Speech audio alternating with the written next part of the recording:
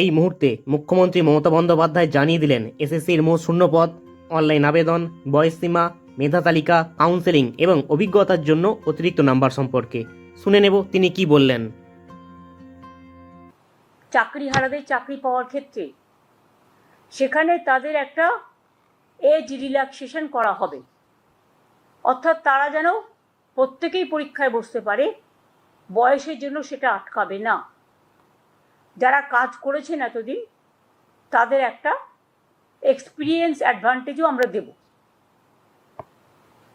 যাতে তারা তাদের কর্মস্থানে থেকে যেতে পারে। যেহেতু 31শে মে লাস্ট ডেট করেছে আমাদের, 30শে মে কিন্তু এটা আমাদের করতে হবে। অ্যাডভার্টাইজমেন্টটা আমাদের করতে হবে 30শে মে।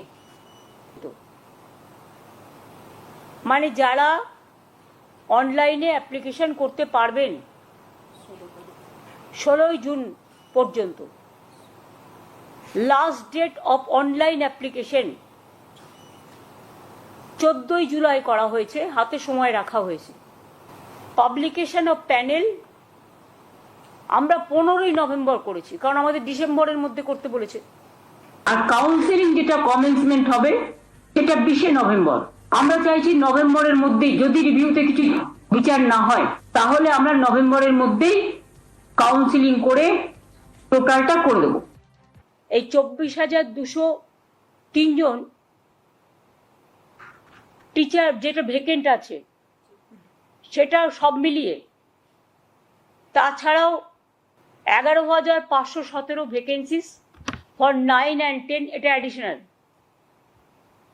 এবং 6,912 ফর 11 and 12 টিচারদের জন্য, আর 571 জনের জন্য গ্রুপ সি, এবং 1000 গ্রুপ ডির জন্যও করা হচ্ছে। মোট ভ্যাকেন্সিস 44,203। ভিডিওটি ভালো লাগলে সবাইকে শেয়ার করে দিন। স্টুডেন্ট লাইফ অফিসিয়াল ইউটিউব চ্যানেলটি সাবস্ক্রাইব করে দিন এবং পাশে থাকা বেল আইকনটি প্রেস করে দিন। এর ফলে ভিডিও আপলোড করলেই আপনাদের কাছে পৌঁছে যাবে। সবাই খুব ভালো থাকবেন, সুস্থ থাকবেন।